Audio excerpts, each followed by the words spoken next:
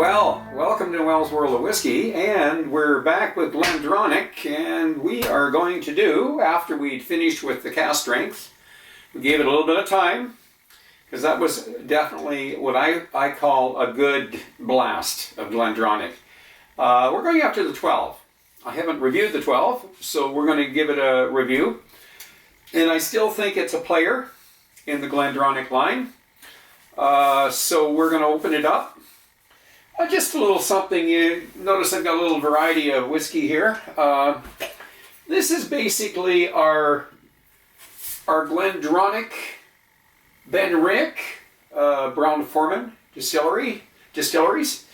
Plus we're missing the Glenglassaugh. I haven't been able to get a Glenglassaugh. At least I think there was a couple of bottlings that were independent bottlers that were priced. So I wasn't ready to experiment with it, but I have had one glass at Glenglassaugh. And then, of course, Billy Walker's new distillery there, or not new now, but the GlenEllicky. So, of course, he did get the GlenDronach and the Benrick up to where Brown-Forman paid a fortune for it. And then he went on to GlenEllicky. So now we got Rachel Berry at the helm doing the blending. So the first thing I'm going to do is I'll bring you up the canister, and there it is. Typical, a little bit of a nostalgic canister. I like the looks of it. And let's take a look at the bottle. Well, here we are, and I do like this label. A little bit of nostalgia. So what I can say about GlenDronach is hang on to that label. It is classy. We don't want to see things go the direction Glenmorangie did, getting the marketing department involved. So anyways, there is a lot of controversy on this label regarding the information or lack of information on chill filtration, and I look for no color added, because this is supposedly, it does not have any color, and I can't find that on the bottle either. So I will take a look on the box for it as well. But anyways, that is a controversial issue. Ralfy did extras number, I think it's 876 and 877. 876 brings up the communication with the PR department with GlenDronach. I'm not going to get into it. You can read that, or you can watch that video. And then DRAMFACE, and I think that's Hamish Frasier, writes an interesting article that's worth reading on the Truth About Glendronach. Anyways, those are things that you can read. Check out on it. I'm not going to sit here and discuss it right now. This is a review on GlenDronach 12. So, anyways, let's get into it.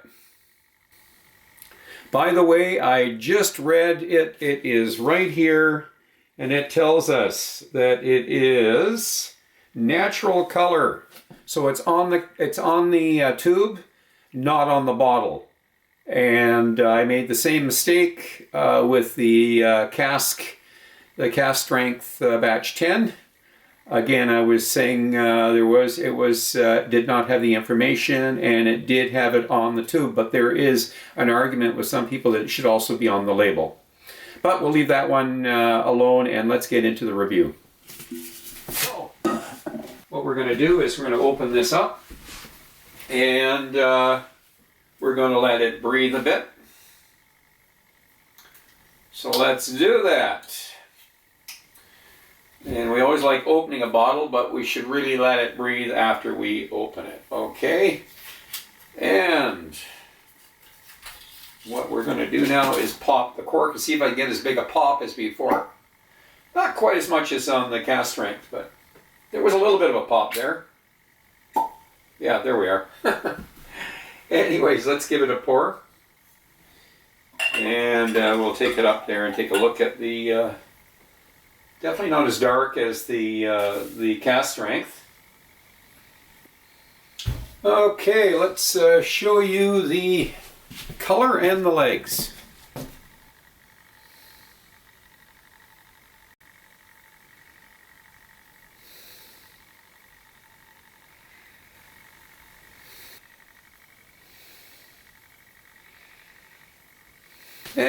And we are going to let it sit for about 10 to 15 minutes. So, we'll see you back here. So much.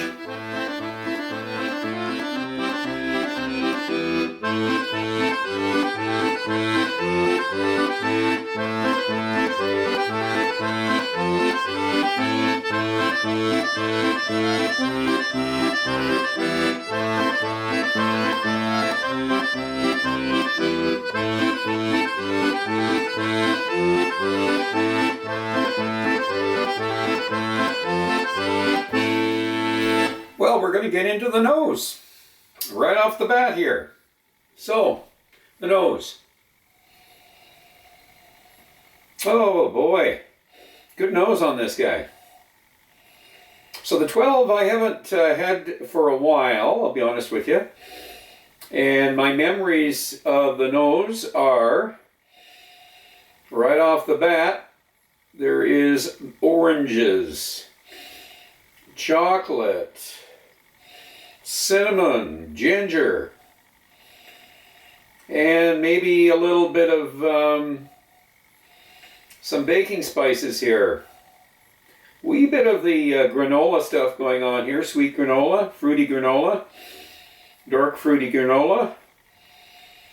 And I'm going to say we got the prunes happening here. If you had a sort of a plum air freshener, that's what I'm getting right now. Plum air freshener, yeah. A dark fruit air freshener. I'm getting also little. I'm going to say there's almost like a sweet dough smell to this. You know, dough rising. If you got a bread proofing oven, that dough rising. But the oranges, citrusy notes there. Definitely the chocolate, but I might be getting some tobacco, and I'm going to say it's that sail tobacco, the old sail pipe tobacco. But, oh, there's lots of stuff going on here. Lots of layers. Okay, let's get into the palate of the GlenDronach 12. Solange.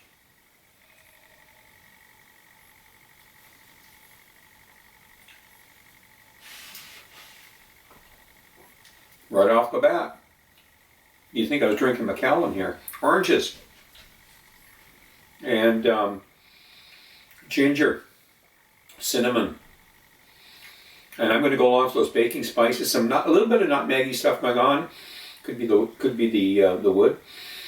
Vanilla? No, I'm going to say more honey notes. I'm back. I like to use the Manuka honey because it has a wee bit of spicy stuff going on there.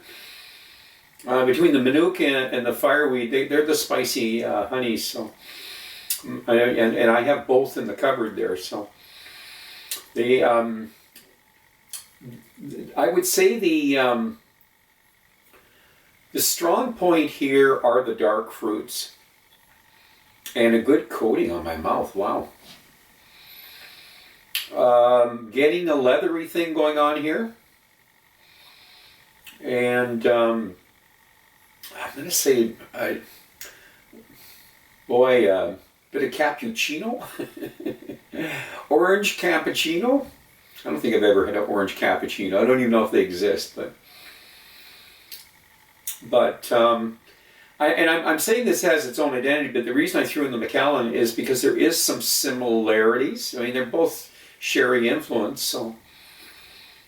And I've had, I've got Macallans in the cupboard, and I do drink it, so there we are. This is probably, I'm going to say, has a lot more impact than the Macallans in the 12, until you get into the sherry oak Macallans, and that one is. That's got a little bit more smack to it, but I'm going to say GlenDronach 12. It's got a little bit more smack in the sherry department there than the let's say the double oak Macallan 12 there. So Because not just me, but a lot of reviewers do compare the two, you know. And even Ralfy says the GlenDronach was the new Macallan, so. But enough babble. Let's go for the finish. Solange.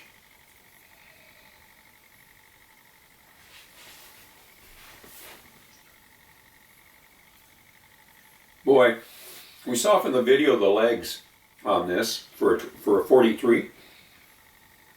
It had pretty good legs.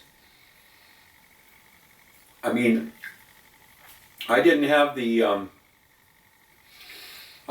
original 12 back in the beginning of the Billy Walker era, where they say some of those were actually older because of the distillery had been shut down for a while, and it's hard to compare a 12 that's a 12 to one that has probably got some, 14, 15-year-old whiskey in it. So, and that was the same story on the 15, the Revival. But back to the finish, I'm going to say decent coating on your mouth. It does bring out those same flavors, the orange, the leathery notes of sort of are fairly strong here. But I like to use the Manuka honey and throw in that. I'm going to stay with the little bit of the tobacco, a light chewing tobacco, just in the background. Just enough to give it a wee bit of bitterness, but not much. This isn't a bitter drink, really. It's just it's in the background. But I'm going to say a medium, a little shorter than the Cask Strength, the 10. So we're going to say a shorter side of medium. Not as heavy a body as the Cask Strength batch 10, but this is a little more than what I was expecting for the 43% ABV. The 12, I was not expecting this much. This is going along pretty darn good. So far, I'm impressed with it. So, I'm even getting a little bit of that, not just the leather, there's something else there. Oh boy. And it's a richness to it, a very rich, it'll come to, well, it could be a licorice. It could be a licorice, a bit of a red licorice that I'm getting out of it there. That's probably what it is. So, but anyways, I think we're going to add a little bit of water to this, and let's see what it does with water. So one of the neat things about when you do the palate and the finish and all, it seems I get different things. I did a glass of this with someone else, and I think I'm getting definitely getting some different stuff out of this one than I did when I was doing it previously. So, but that's part of the fun. Okay.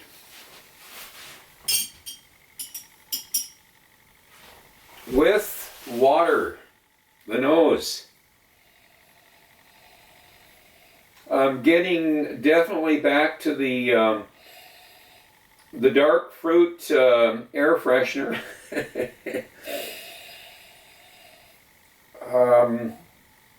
There's something, I think that we're going to describe this as a GlenDronach signature nose, because the water really brings out the floral now. I didn't mention much about the floral, but it's really bringing out floral notes here. But I am getting the leather smell, the fresh leather smell. And of course the oranges have not gone. And I will say that there's nothing else really new. It's a repeat of the original nose there. So let's go to the palate with water.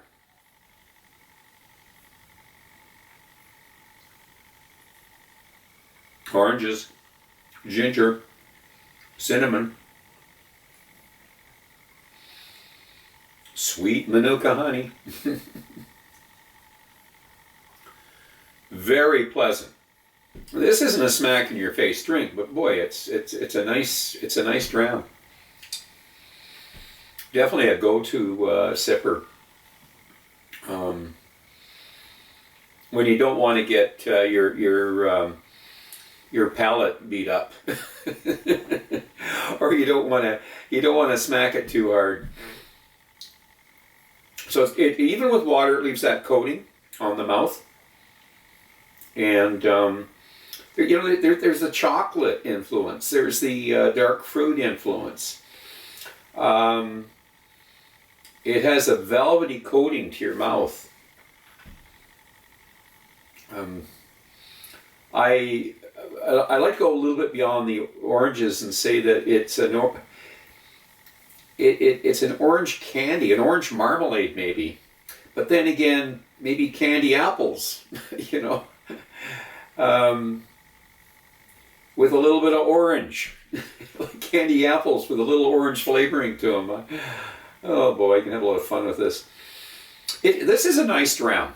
There's a lot more here than what I was expecting. Is it over the top? No, it's not. It's not overpowering. It's pleasant. It's a 12-year-old, 43% ABV. For what I paid, I don't know, around the 105, 110 or something Canadian. You know, whiskeys are expensive over here in Canada. It's not what I was expecting from the reviews. Not all the reviews, pardon me. I think the bad ones always stand out in my mind for some reason, but there's a lot of good reviews on this too, or I probably wouldn't have purchased it. So, but because I read a lot of reviews before making a purchase, because it's my pocket, it's my money, and I don't have somebody sponsoring my reviews, so this can get expensive. So I think before I buy. And I think I made a good purchase here. And I'm recommending this. So I'm going to give this somewhere in the 85-ish area. Definitely 85 is I think a fair score for this. And I am recommending it. And I am going to finish off with drink wisely. Drink intelligently. Do not drink and drive. Until the next time. So long.